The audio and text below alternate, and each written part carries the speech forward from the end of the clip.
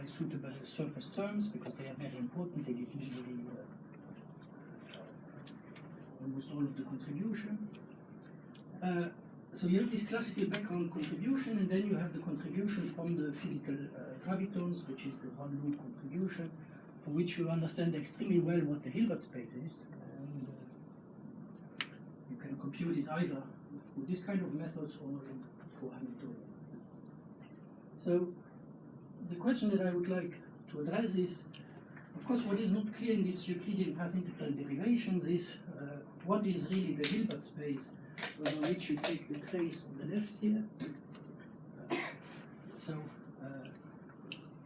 This is what is not known, but I should remind you that the whole classical black hole thermodynamics comes from this contribution. So you have, of course, then no real understanding of the microstates that are in the problem, and the question you could ask is, independently of gravity, can you figure out a very simple model in which you have this kind of computation for which you know what the microstates really are and for which you can compute them? So instead of gravity, it's a complicated nonlinear system. You could think of maybe taking linearized gravity first and doing something like that. And then if you think linearized gravity, the next thing you can think about is electromagnetism, because after all the gauge structure is very similar. It's an abelian gauge structure, it's just kinematically a bit easier. So you could think, can I do a model in electromagnetism where I have exactly this Bekenstein-Hawking contribution to the partition function, and where I can understand the microstates for this contribution. And it turns out that the system that you can take, which has all these features, is really probably the first system that you see in electromagnetism in your graduate course, undergraduate probably here. So if you think about a charged spherical or planar capacitor, which has, so for the Gibbons-Hawking argument, makes no difference if it's spherical or it's planar, but for the quantum computation, this case is hard. You have to use Bessel function, but this case is easy because you can do cosine and sines, so it's very easy. But let's say for the Gibbons-Hawking argument, plays no role. So you know, of course, from your basic courses that the potential is just the Coulomb potential between the two shells, if you have a charge plus Q and minus Q. And the electric field is the radial electric field. In the spherical case and in the planar case, you have the linear potential between the plates, and you have the electric field going in the z direction. So of course you know perfectly well what the classical action is that you should use. And the only question that you have to ask yourself is, do you need to improve it by boundary terms, by a Gibbons-Hawking like boundary term? And this depends on the fact whether you work at fixed charge or at fixed potential. So you can show that if you work at fixed charge, you don't need to do any improvement term to this action. But if you work at fixed potential or at fixed potential difference, you have to put a Gibbons-Hawking like surface term, which basically involves the electric charge operator, so the integral over the surface integral of the electric field. So pi is my momentum, and of course minus the electric field. So this issue about, in the case of Reisner-Nordström black holes, for instance, whether you have to put the improvement terms or not has been discussed in this paper. About black holes by Hawking and Ross, but you can of course do it also without gravity to some extent. You do it without gravity, you have this classical background solution, and you work out, let's say we work at fixed potential, you work out the contribution to the partition function from the Euclidean action. So the result that you're going to find in that case is that the Gibbons-Hawking recipe gives you the following result for the Euclidean action evaluated. The thing you see, so you see that Euclidean action is a linear, it's 1 over temperature, and it goes with the area of the plates, and it depends on the separation of the plates. And of course, in the spherical case, there is a very similar result. So the aim then of the computation that I'm going to sketch is, can I give a microscopic explanation of this piece here, but also of corrections to the standard black body result, which does not depend on you. And it will turn out that the problem is sufficiently simple that you can compute everything. That you can do a canonical analysis, you see that there is modes that maybe you have not expected, and they give exactly rise to this contribution. So they give black body radiation with corrections, or they give black body? It gives black body radiation with two corrections proportional to the area. One is one that you get when you turn on the potential, but there is another one that you get even when you don't turn on the potential. And both go with the area effect, not with the volume. Okay, then you forget about this Gibbons-Hawking computation, because that's something which is already very sophisticated, and you just try to take the system from scratch and try to quantize the system and try to see if you can get that result without knowing anything about Euclidean path integrals, just by canonical methods. So it turns out that what you realize is that the system is completely fixed because you know perfectly well what the boundary conditions on the system are. So if you have, at least in this idealized situation, you have the perfectly conducting boundary conditions of the Casimir effect. So they say that the tangential components of the electric field on the boundary should be zero, and in fact the normal component of the magnetic field should be zero. And because the geometry is so simple, you don't need to do like what you usually do when you do Euclidean methods. You use heat kernel techniques to say something about the Laplacian, but here you can do everything by hand. So you know how to implement these boundary conditions precisely. So let's say in the directions, so you know that your electric field and your vector potential in the xy direction. So for the case which are just let's say in the xy direction, you just take periodic boundary conditions like you usually take. But of course, on the planes in the z direction, you have to put Dirichlet conditions to impose this, so you just have signs in that direction. And then for the, it turns out that having these boundary conditions, you have to use Neumann conditions for the A3 and the pi3 decans of freedom. Then you already see that there's a mismatch between degrees of freedom to some extent. In this expansion of A3 and pi3, you have a zero mode that you don't have in the Dirichlet condition. And this zero mode is a zero mode in the K3 direction, but it has a dependence on Ka, so it's a whole two-dimensional field theory worth of zero modes in that case. Okay? And when you do a detailed Hamiltonian analysis, because that's what you can do, you have everything in your problem, you have the boundary conditions, you have the action, the kinetic term, you can do all Poisson brackets and everything. So the point is that you put the mode expansion before you try to decide what is physical and what is not physical. So you put the mode expansion in the canonical Hamiltonian, and then you see that of course you have the standard constraints which come from the divergence of the electric field. And you see that these constraints only involve the non-zero modes. And then you do either you gauge fix the theory or you do Berestey quantization, which is supposed to cancel what you quantize too much. And then it turns out that the k-driven from zero modes give you the standard black body result. So you have two polarization, that's the bulk contribution, and that's what you expect in the problem. Right? So that's the standard black body result, but then it turns out that it's left over zero mode, so you try to decide is this physical or is this not physical, and you see that it's in none of the constraints. So if you do the analysis after having put the mode expansion, there's absolutely no doubt that it's physical because it's not involved in the constraints and it's not touched by engagement. You can also see that it's physical by a more topological field theory type of argument, which is when you compute back the field that you have, you see that it's indeed longitudinal.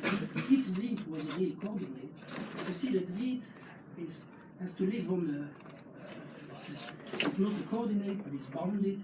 So you see that even though it looks longitudinal, it's not. So from this point of view, it's also easy. And since you can compute everything, you have the Hamiltonian, because you can plug this expansion back in your starting point Hamiltonian, so you know what is the dynamics of this zero mode precisely. And you also know what the Poisson brackets are. And if you go back to, let's say, coordinate space, you see that you have an extra mode, which is sometimes called edge modes, but here you see that it's not an edge mode related to one boundary, but it's an edge mode that has to do with both of the boundaries together and with the boundary conditions that you put.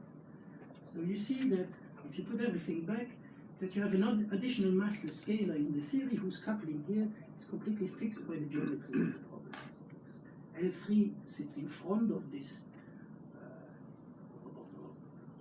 thing. This is what you get. You get rid of the z direction if you want, and everything is fixed. And you also know what is the electric charge observable in the theory as an observable, because it's just the zero mode of this zero mode. Remember that it was the surface integral of the electric field, and when you do that, you find really the zero mode of this zero mode is the electric charge, which of course for me is also the ADM charge of in the gravitational case, because this one is very similar. Would you have gotten a similar mode if you just had one boundary?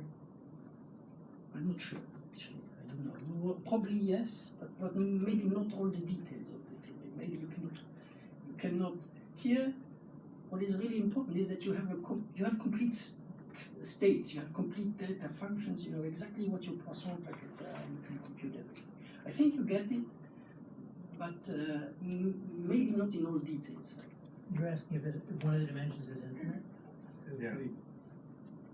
Well, this is of course a problem that you can do if you think about this and you send the outer sphere to infinity, for instance, right? So then you have only one type of Bessel functions, and then you get, nevertheless, you have an additional boundary condition, if you want, from infinity of saying that you only can have these one types of Bessel functions that do not have goals there. So I think in that case you also get it, but then you have to have fall-off conditions or something like that instead. But okay, what is nice about the planar case is that it's extremely clean and you can compute this. You can compute really everything.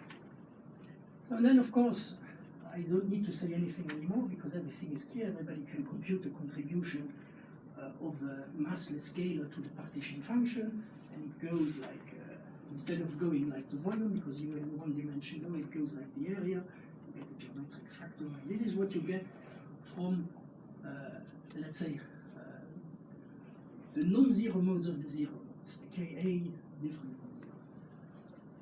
And then there's the last thing that you can do. So the last zero mode, the zero mode of the zero mode is just a particle, it's just a free particle. And you can turn on the this electric charge, so you put this operator in the theory, you have exactly what the trace is, you can do the Hilbert space, and you can compute for this particle the partition function, and you just complete the squares, and you do whatever you need to do to compute that. You find exactly the semi-classical result that you had before, plus divergent P's, which is standard, plus this kind of P's. But so you really reproduce this area law from this, if you want, edge mode related to the boundary condition. Okay, basically that's all I have to say. So the main claim somehow is that if you do an extension of this argument to gravity, that maybe one should think that microstates responsible for black hole entropy. This is of course a big step, because first you should do linearized gravity and then full gravity with the horizon, which is of course much more complicated. But still, I mean, maybe to make a claim, so maybe what is in, you could think that microstates responsible for black hole entropy could be related to this topological field theory degrees of freedom, to this non-proper gauge degrees of freedom that are no longer pure gauge because of the boundary, because of the boundary conditions, because of the topology that you put in the problem.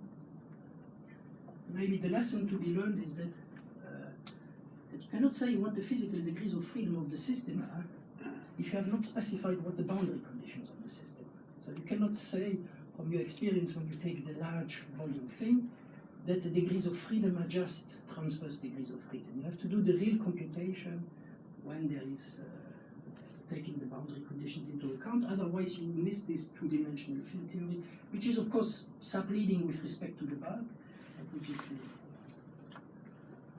Okay, there are further arguments which I could expand on. So you can show that this gauge sector of electromagnetism is in itself a topological field theory, as a definition of a topological field theory, so it's not surprising that it contributes if you have some non-trivial fields going on. You can also do another computation which tries to understand what the quantum Coulomb solution is. It's a very similar computation. You put a charge at the origin and you try to compute, to quantize the system and try to understand what state corresponds to the radial electric field. And you find it's a coherent state of unphysical photons, so really of longitudinal and time-like photons.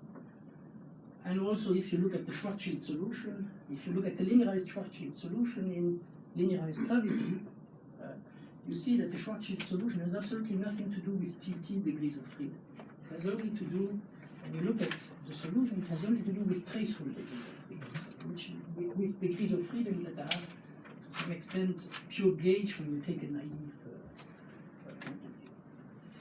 Another argument along the same direction in a nonlinear case is that, of course, you know that in three-dimensional gravity you do have black hole solutions, but you do not have bulk degrees of freedom, so it is a topological field theory.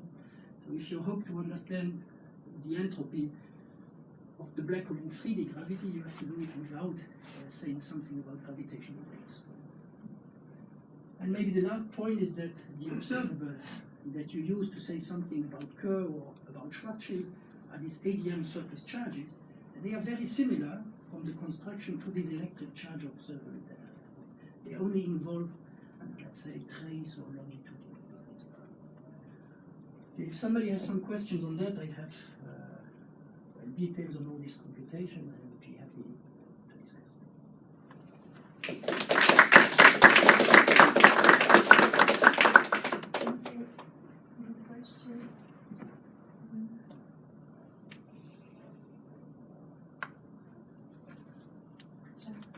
So the gauge sector is completely decoupled from the bulk photon, right? Well, if you put sources, of course, no longer, but in this case, in the linearized case, you completely decouple that, yes. And if you go through, if you look what this topological field theory really is, it is, what you have to realize is that out of the standard Hamiltonian, you have to take the longitudinal part squared of the electric field goes into this topological sector as well. So the physical sector I would call the stuff which is only being built out of the transverse degrees of freedom, and the topological field theory, it contains A0 pi 0, but it contains also the longitudinal pi and the longitudinal A, and also the Hamiltonian is not just the gauge fixed stuff, but also the part which comes from there, which is pure gauge in empty field. So that's the topological field theory. But would that be the same case, I mean, also for linearized gravity? Exactly the same. Linearized gravity, nothing changes. This is just kinematics. It has nothing to do with. It's just that the decomposition is a bit more complicated, but it's the same thing. Probably a very trivial question. What is the relation between all of this that you showed us and the Casimir effect calculation? It's the same boundary condition. It is the same boundary condition and the same planar geometry. And it is also because you constrain the electromagnetic field to live between these boundaries that you get this non-trivial effect. So if you compare this to the electromagnetic field quantized in empty space, you see that there's so to some extent it's a computation with exactly the same assumptions. Is the answer also interpretable as something to do with the Casimir effect? I don't know. I have not looked in enough detail. I think it's a different computation, but it could be.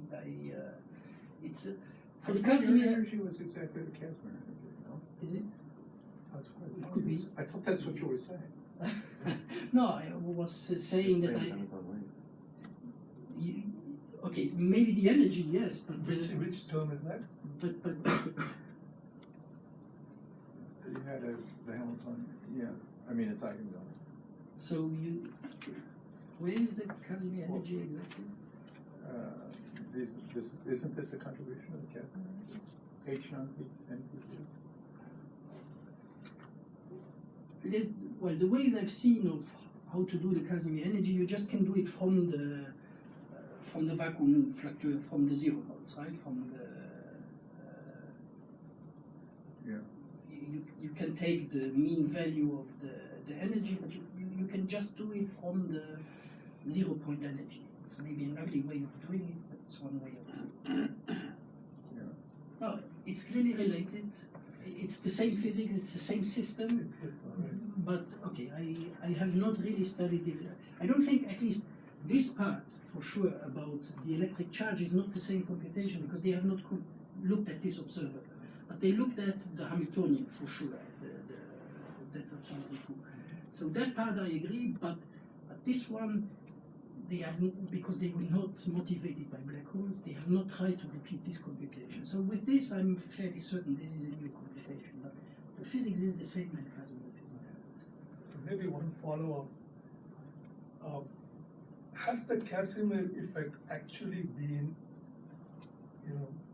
definitely confirmed experimentally? I think yes. I'm not an expert on With that. enough precision that it can't be There- the easiest thing to do, right? There's a slight subtlety. What's actually been observed it is the negative pressure, not the negative energy density. Okay, but the negative pressure, Still, you do see that. you can see Yeah, that. from Yes. the And because the thing is, you can always be fooled by additional charges and stuff, so the experiment must be awfully difficult. I imagine so. Yeah, but it has been done to everyone's satisfaction. But You can even do it with water waves. The first observations are late And the 60s. fact that Or, water I'm waves are assuming confined to a Yeah. limited wavelength between the two suspended plates, you can see them come in. Okay. So in this case for the planar capacitor, I'm not sure how to think about the temperature here. What exactly is the temperature of? Because it's not temperature of the capacitor plates, I'm assuming. And there's no black body radiation inside. So what is the temperature here?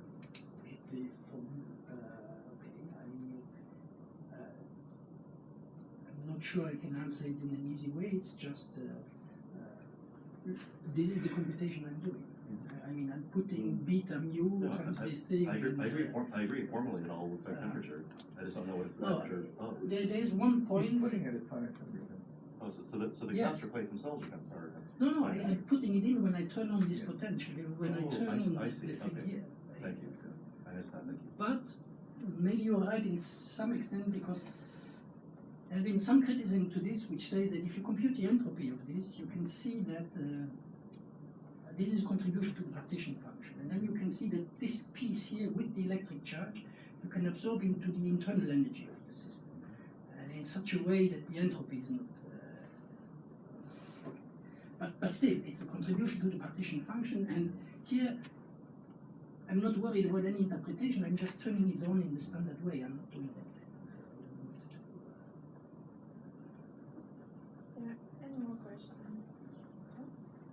Okay, let's thank Glenn again.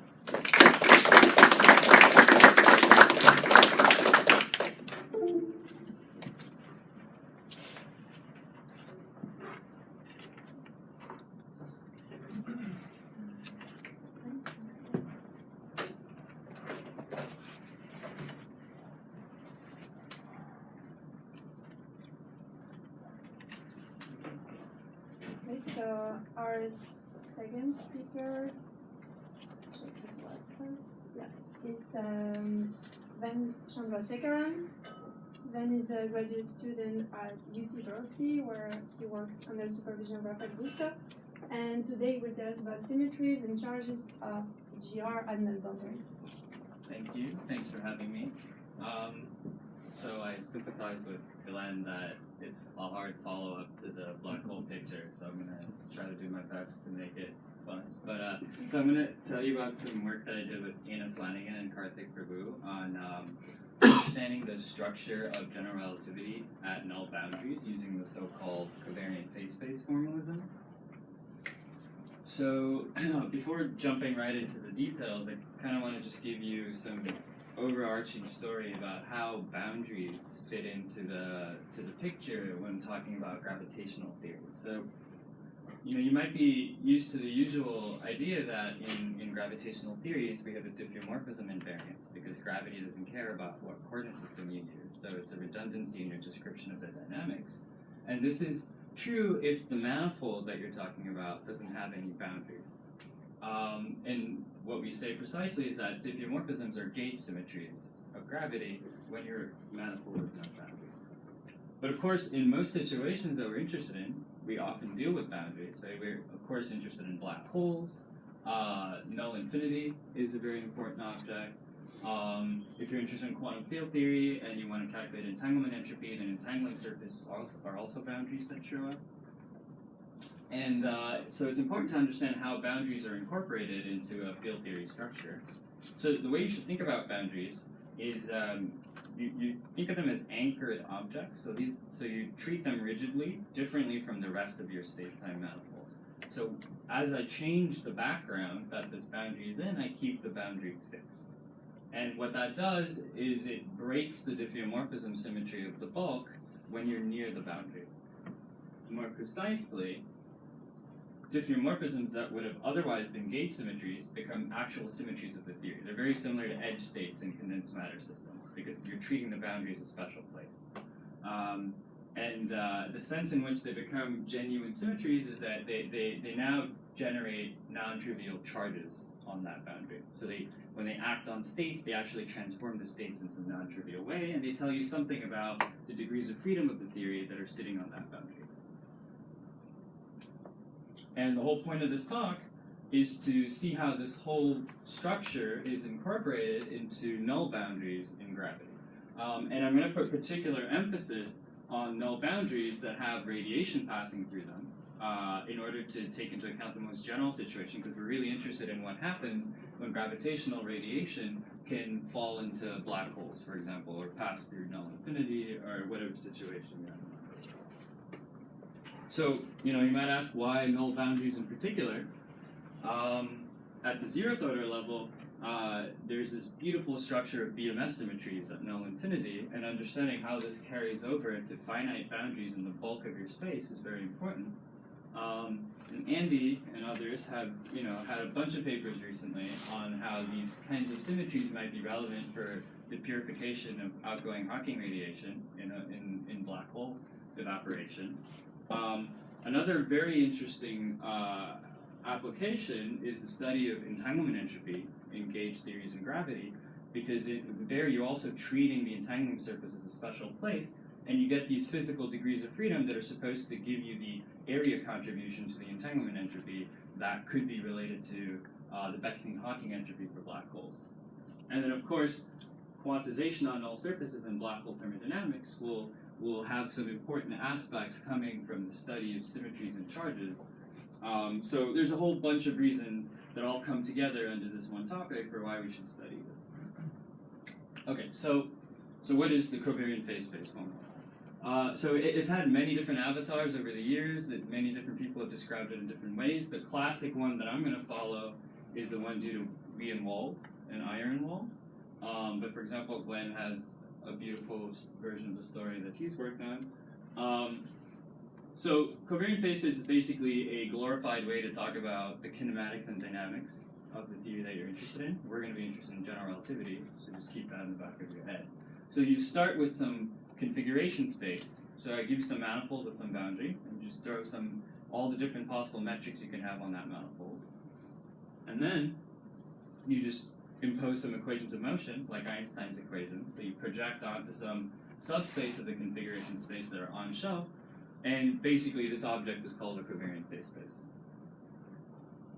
And then once you have this, you can decorate your covariant phase space with boundary conditions on the metric, like fall-off conditions at null infinity, or other boundary conditions at a finite surface. And most importantly, the covariant phase space is going to be characterized by some kind of gauge transformation. So in the case of GR, you have diffeomorphism invariance, which just means you take the metric and you add it to its Lie derivative along some vector field C. Then once you have all this, it's very easy to define what we mean by symmetry. So a vector field in gravity is going to be symmetry if it preserves the boundary. When I say preserves, all I mean is it maps the boundary onto itself. And the associated variation in phase space induced by the symmetry is tangent to the phase space. So all that means is it preserves the boundary conditions on the metric. It doesn't take you outside of the phase space to some metric that doesn't satisfy these boundary conditions.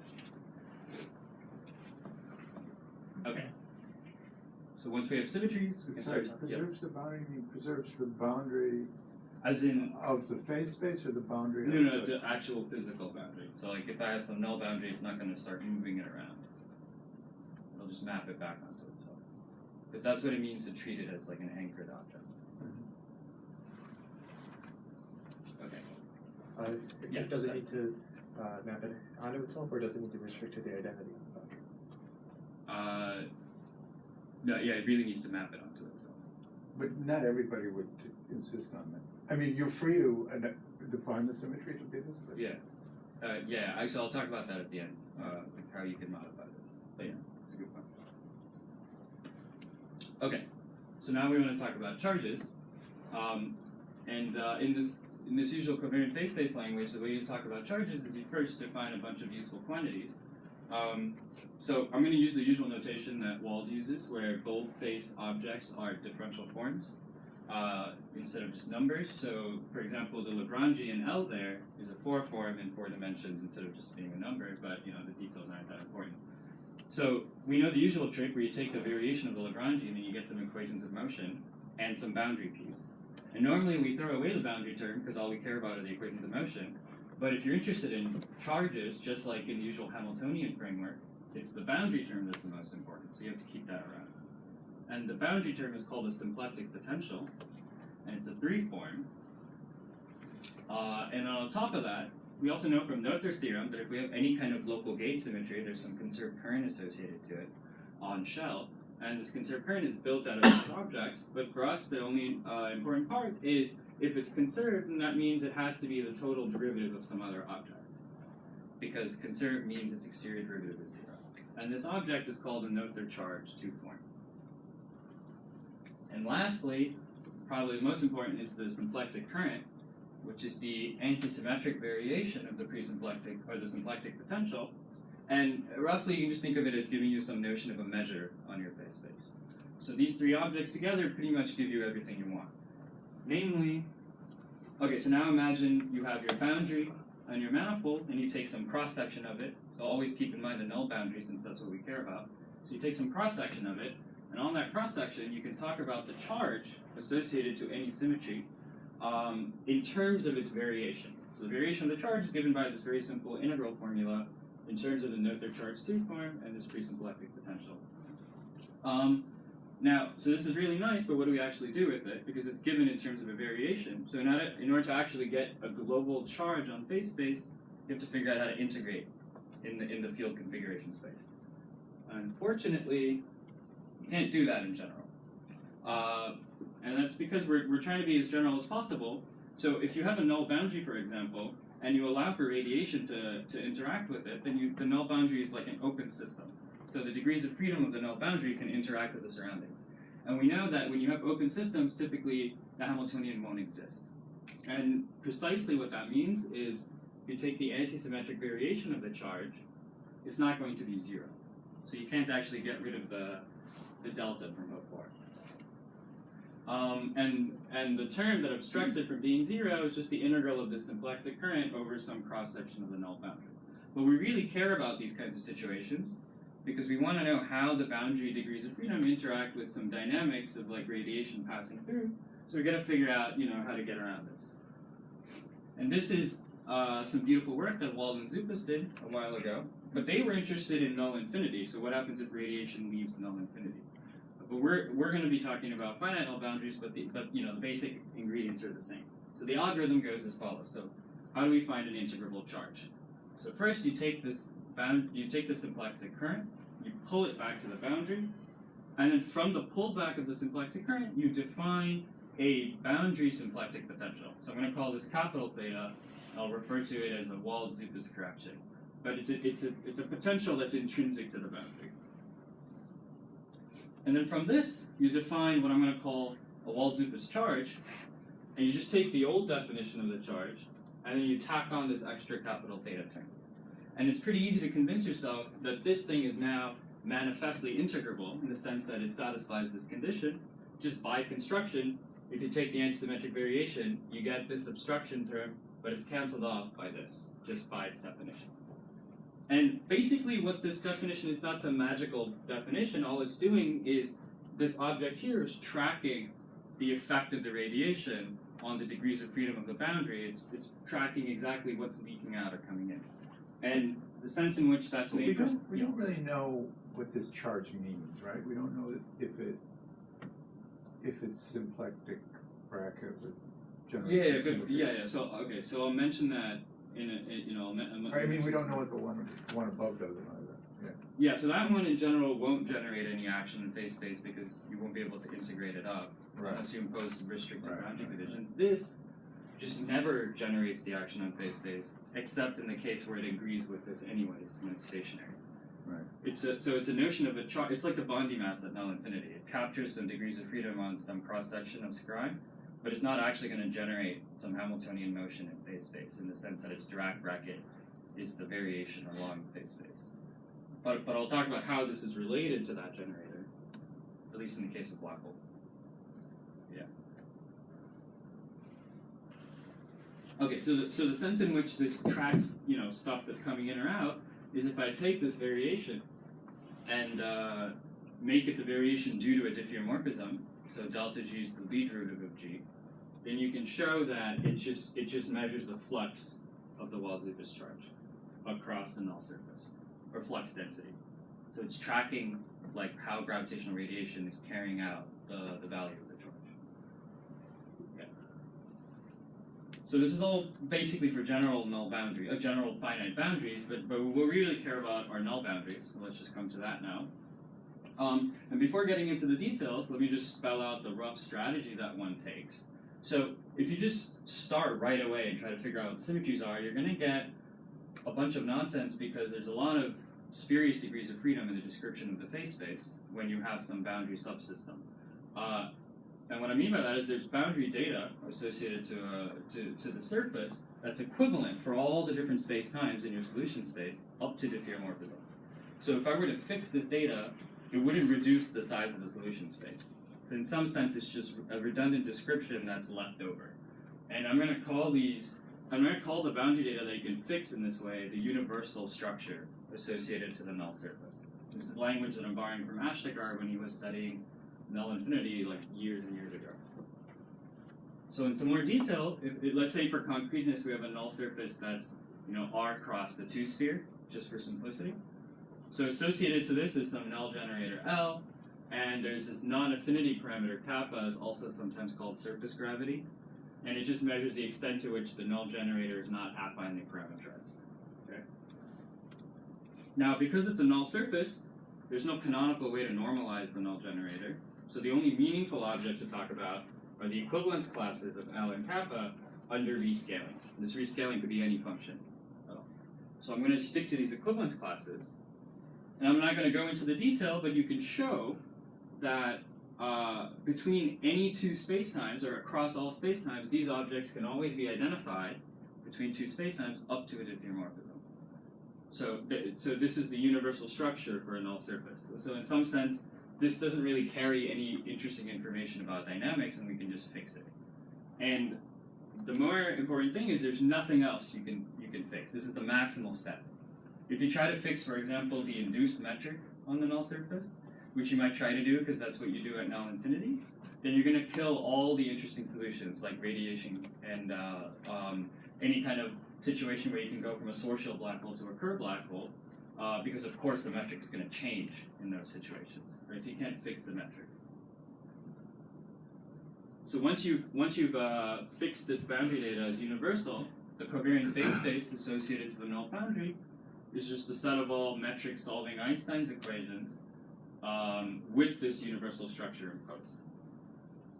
Okay. Sorry, what happened to that? How'd you check one point? What happened to it? I haven't talked about it yet, but you can't identify that between different spacetimes either. I don't understand, why do you want to identify the null surface between different spacetimes? No, why am I identifying the n? Because the n is just kept fixed across all the different spacetimes, and I just want to find data on top of that I'm also allowed to fix. So I just want to find data I can fix that doesn't involve restricting the space of solutions. If I restrict the You're not saying this this characterizes a null surface? No. So I have the null surface, and then on top of that, I'm identifying these guys across all the spacetimes. If I were to like fix the Hadjisek one form, then I would be eliminating solutions where I can change the angular momentum of an object. So you mean this is the most you can fix? Exactly. Now you might ask, why fix this at all? I'll get to that later, but Why not set kappa to 0? you can. The only you can totally just fix kappa to be 0 and just do the analysis that way. The only reason I'm keeping it around this way is to be as general as possible. Just do everything without fixing any particular choice of scaling. But you can totally just pick kappa equals 0 throughout, and you would get that. Nothing would change at the end. Okay. So now that we have this universal structure, the symmetry algebra is very easy to get. You just take all the diffeomorphisms which preserve it, and that's your answer. So in particular, because it has to preserve the boundary itself, it can't move it around. If I evaluate the diffeomorphism at the boundary, it better be tangent to it, right? It shouldn't move it around in the other direction. So now let's consider the subset of the ones tangent to the null boundary that look like some function times the null generator. And I'm going to preemptively call these super translations because they look a lot like the super translations at null infinity. So the statement that this universal structure has to be preserved, so the under variations with respect to diffeomorphisms, it should be 0, gives you a differential equation for what this function should be. I mean, it's a very trivial differential equation, and you'll see in a second how this constrains f, but f can't just be anything. That's the main point. All right, so now if we take the set of symmetries and mod out by these super translations, then all you're left with are diffeomorphisms of the sphere. Essentially, by identifying any two vector fields that only differ by a super translation, you just end up getting vector fields that are intrinsic to the sphere.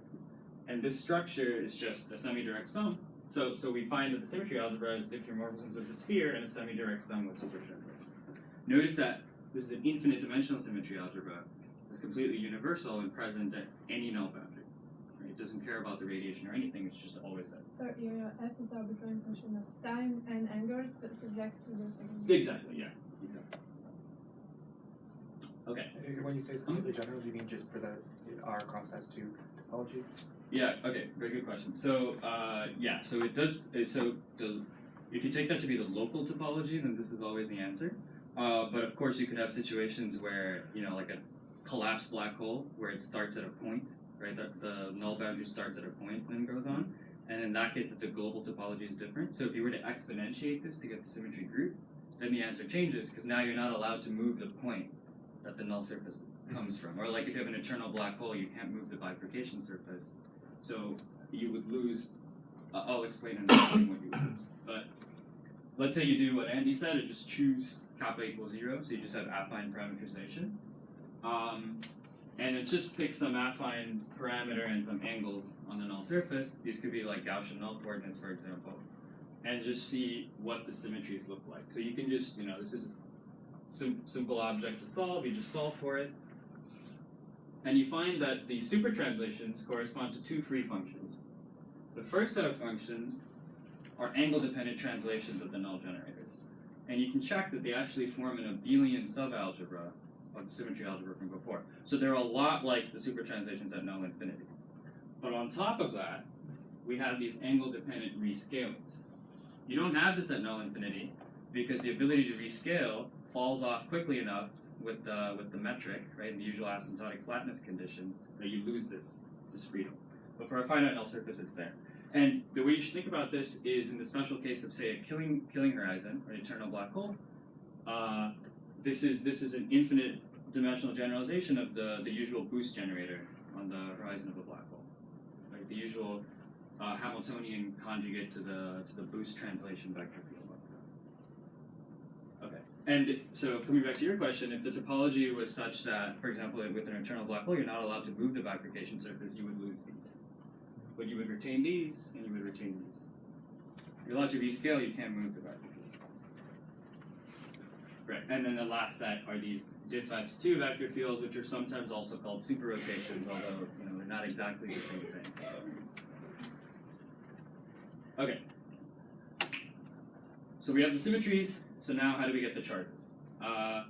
We have to run through this Wald-Zubaz prescription. So in GR, there's pretty simple formulas for what the symplectic potential and the Noether charge 2 form are. So they're just these two formulas. Doesn't really matter what the formulas are right now. It's just to show you that something exists. So from the definition of the universal structure, you can get some boundary conditions on metric perturbations. You just take a variation of the universal structure and see what it tells you about delta GAB. Then you plug these into this to simplify it, and you basically play a guess and check game in order to figure out what this Wald-Zubaz correction term is that lets you define integrable charges. And in the case of null boundaries, what you find is this very simple expression where sigma is the shear of the null generators, theta is the expansion of the null generators, and this q is just the induced metric on the null boundary. This is very similar to the expression at null infinity, where at null infinity the only difference is instead of these two things you have the News tensor. And there's one very important property that I want to stress that this thing satisfies, and this whole procedure really just rests on this, which is that if it's a stationary null surface, meaning it has no shear or expansion, right, the metric just looks the same throughout, then this object is 0 for any perturbation. So for stationary solutions, it's 0 for all perturbations around that solution. This is very important because recall that for diffeomorphisms, this is the flux. And if the flux is non-zero for stationary solutions, it's not really clear that the symmetries have any physical meaning, because if there's nothing passing through the surface, why should there be a flux? And it's especially bad if you want to go over to quantum mechanics, because now you have generators that you can't really define what you mean by the vacuum. If you, even for stationary solutions, you have some flux going through. So this property is pretty important. It also constrains the non-uniqueness of this theta. Okay, so now you can go back to the definition of the Wald-Zubaz charge, plug in this capital theta that we found. You can check that that thing satisfies the definition, and you get some formulas. This is mostly just to show you that we did some work. I don't want to spend too much time on the formulas themselves, but the main thing I want to point out is one, it knows about the dynamics of the null surface, right? This expansion here tells you how the gravitational radiation is affecting the null generators, and this charge knows about that. If the surface was stationary, so if theta was 0, all you have is this piece. And if you go back a few slides, that object, its lead derivative is 0, so that object is just a constant function along the null generators. It's purely just a function of the sphere, right? So what that means is this area element projects that onto the 0 mode of the sphere. So if you have a stationary null surface, the only symmetries that actually give you non-zero charges are the 0 modes, which is, if you're familiar with it, that's the Wald entropy, the usual Wald entropy. So these symmetries only give you non-trivial charges in non-stationary situations. There's a similar story for these guys. These are like the angular momentum. They're basically the higher moments of the angular momentum. This object here is like the angular momentum density on the sphere. Okay. So you have this, that's nice. Now you can also get the fluxes. Again, formulas that we did work. I've written them in the form of a conservation law. It's a difference of the charges between two different cross-sections. What happened to alpha? You had alpha, beta, and x. Oh, yeah, so that's And in somehow the... now you have f. What? So F is just what I call it in general. In the particular case of if you just choose some coordinates and decide to work with the coordinates, then F corresponds to alpha and beta. There's two free Beta is functions. multiplied by u.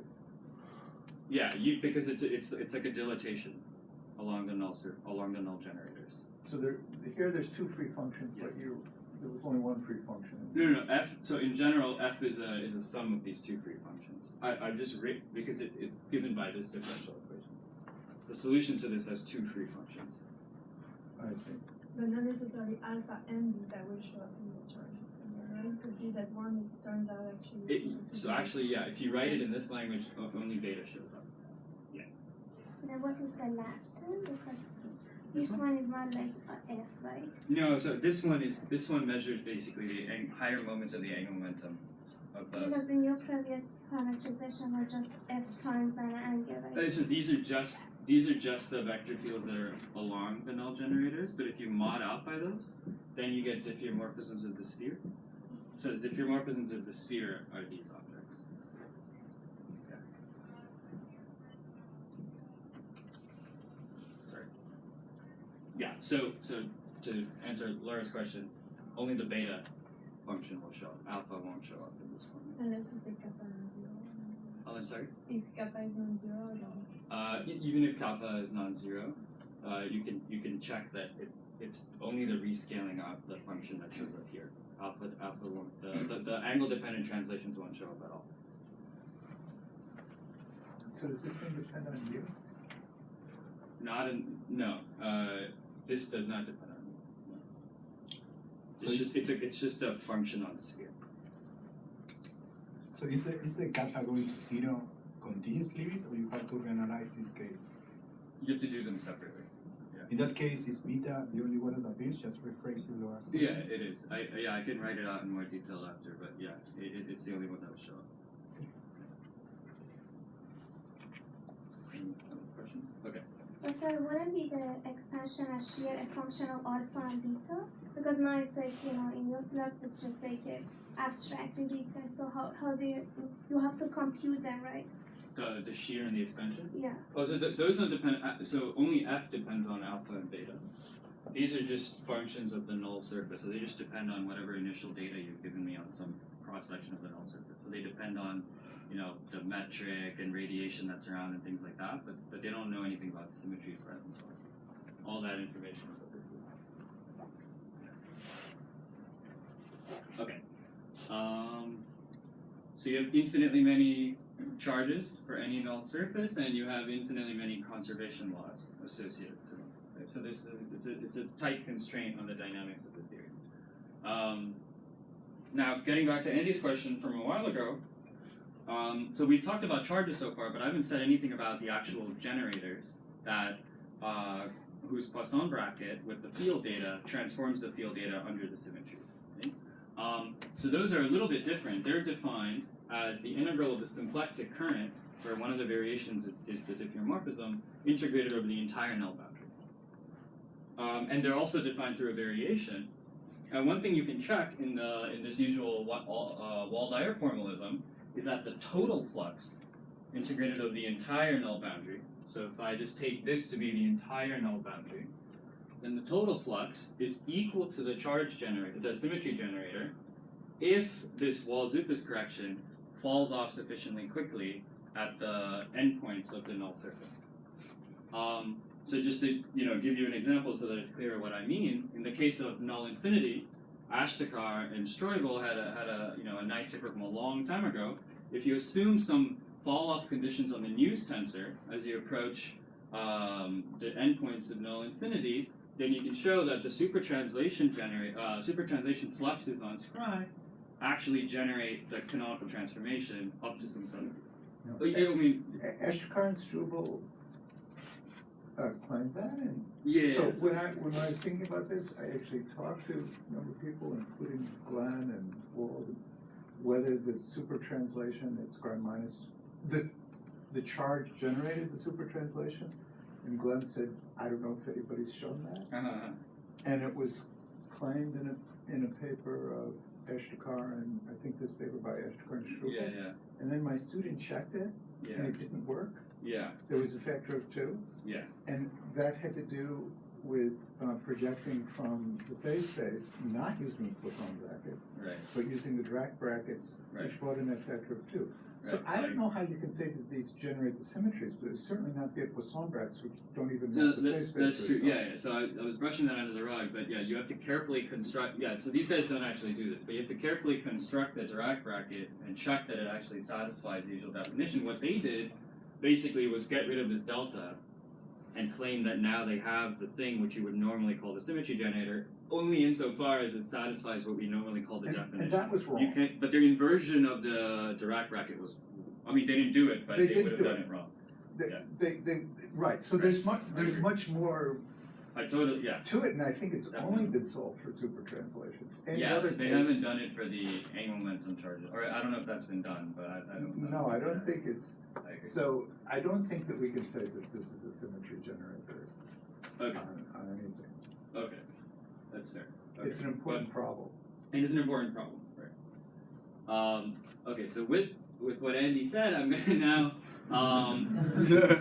move on to, okay, so again, so now basically just gonna take for granted that someone has done all the hard work and figured out the Dirac bracket in the case of the event horizon. So just to say you figured out that what the Dirac bracket is, so that you can relate the symplectic current on an event horizon to the Poisson bracket with the correct gauge constraints taken into account. And you take an analog of the news falling off for an event horizon is that the shear falls off sufficiently quickly. So there's some polynomial fall off in the shear in affine parameter. And this has been shown in some special cases by various people. But if you assume this, then you can also show that this is true. So you can get rid of this delta, and you have an object which you would expect to generate the associated canonical transformation on phase space for the black hole phase space for any event horizon. But of course, in actually trying to construct the Dirac bracket, you might run into the exact issues that you're talking about. In fact, you had a paper on the associated thing for eternal black holes. I don't know if you ran into similar problems there, but this is why, at least the main thing I want to get across is this is why the fluxes are important, because the fluxes seem like something that just come along for the ride, but they're very important because they actually tell you how to construct the generators on phase space. And in classical field theory, you might not care about that, but if you now talk about, say, perturbative quantum gravity on a black hole background, these objects would correspond to soft graviton operators, and they actually transform your states in the Hilbert space in a non-trivial way. So it's important to understand how they work. So that's pretty much all I have to say. Let me just end with some things that I think are worth doing in the future. So there was a paper last year recently by Sasha Hackel, Strawminder, Hawking, and Perry on computing the central charge for eternal black holes for a certain class of diffeomorphisms that are, I don't want to get into details, but in some sense singular at the bifurcation surface. And they found a central charge that, using the usual Carty trick, reproduced the Bekenstein-Hawking entropy of a black hole for an eternal black hole. On the other hand, we found that that our algebra has no central extension, but we were dealing with smooth diffeomorphisms. So if we modify our boundary conditions to allow for these kinds of things, it would be interesting to see how these two different approaches mesh together. In particular, you would have to lift the universal structure that we imposed, and I'm not really sure how to deal with the potentiality of fluxes that are non-zero in stationary situations. I'm not really sure how to make sense of that for these generators, but I think it's important to understand how this works. And then Laura and Andrea and others worked on the black hole memory effect, which is very important to understand, just like it was at null infinity, how different stationary black holes are related to each other using the symmetries in the symmetry algebra, because it could tell you about the degeneracy of the black hole ground state, and that's very important when you're trying to understand like the black hole entropy in a canonical ensemble type of picture. And we have a paper that hopefully will come out in the next month or so that puts our own spin on it. And lastly, and probably the most difficult problem, is the matching problem for black hole spacetimes. So now we have some flux formulas that we found that work in a completely general non-perturbative context. And there's a very famous matching problem at spatial infinity that Andy has had many papers on, many people have had papers on, where you have to figure out how the symmetries on future null infinity match onto the symmetries at past null infinity at spatial infinity. And there's this antipodal matching that relates to two of them. And this is important for unitarity of the S matrix. We're talking about scattering amplitudes in the bulk.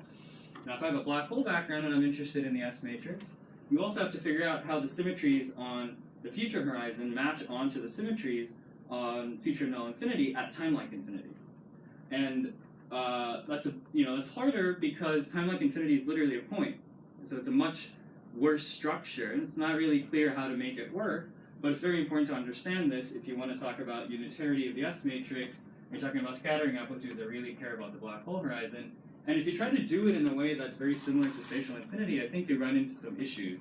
Namely, if you try to do antipodal matching at time-like infinity, let's say you guess that the right answer is antipodal matching at time-like infinity, then you run into a contradiction, because if you imagine, for example, an internal black hole. You have an odd number of points to antipodally match, because it's hard to argue that at the bifurcation surface you should do antipodal matching since it's a finite place in space, right? It's weird to antipodally match at the bifurcation surface.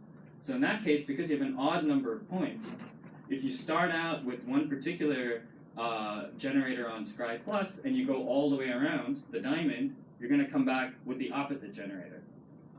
So it seems like antipodal matching at time like infinity is not, at least not naively, the right way to go. I think it's very important to understand this problem in more detail. And I'll stop there. Thanks.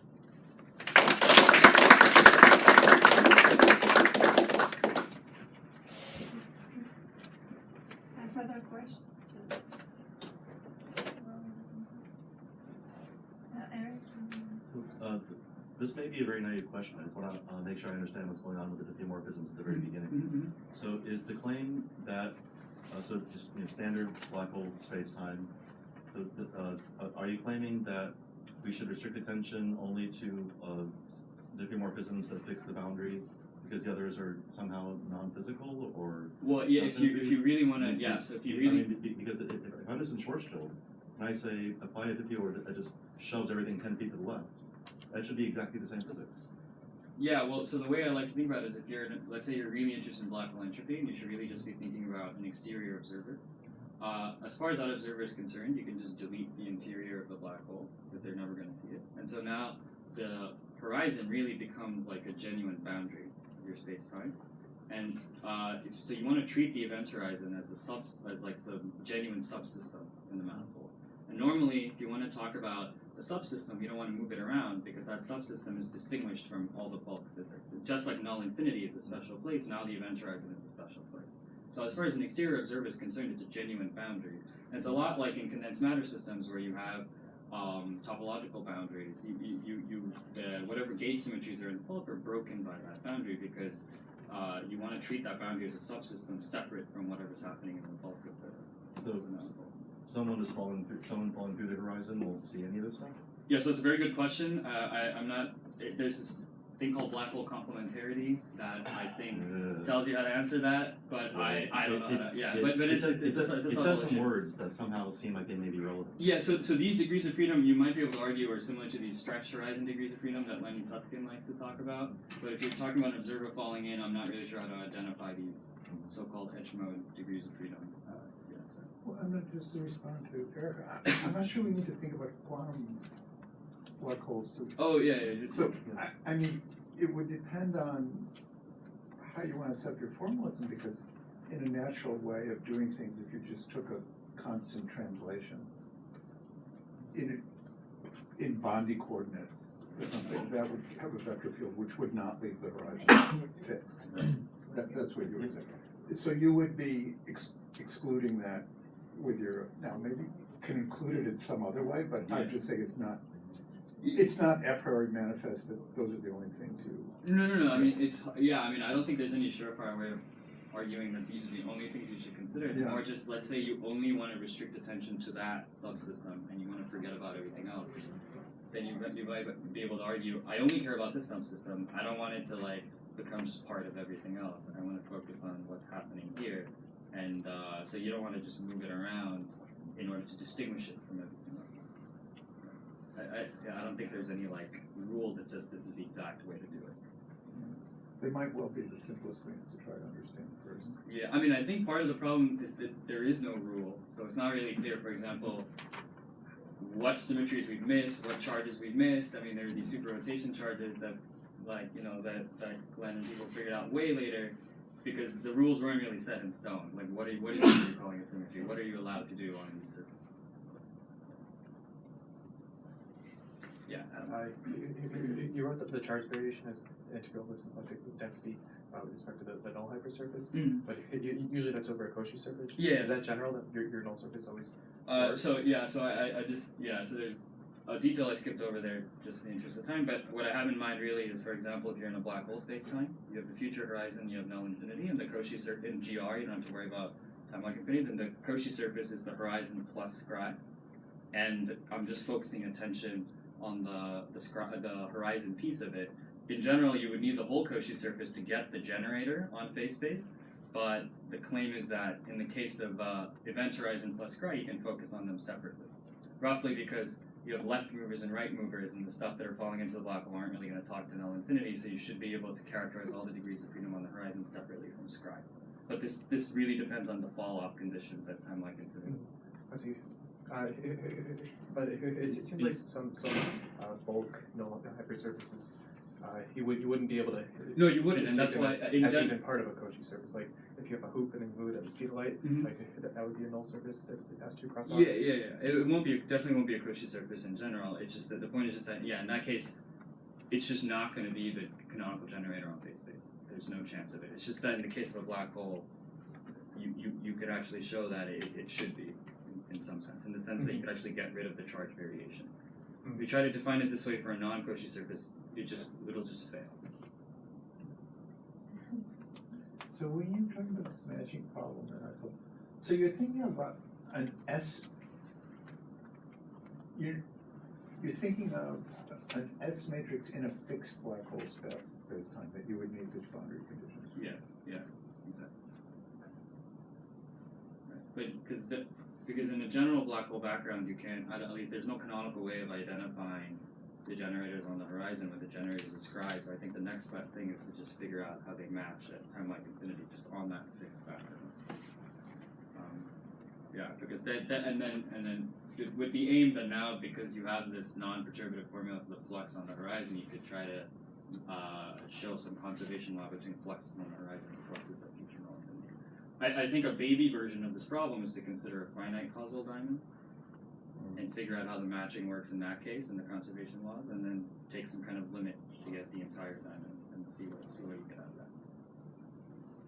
Okay, I guess we should close discussion here and let's thank our guests.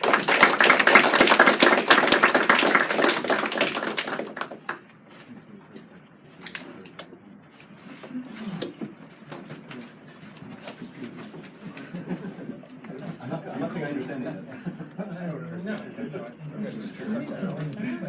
No,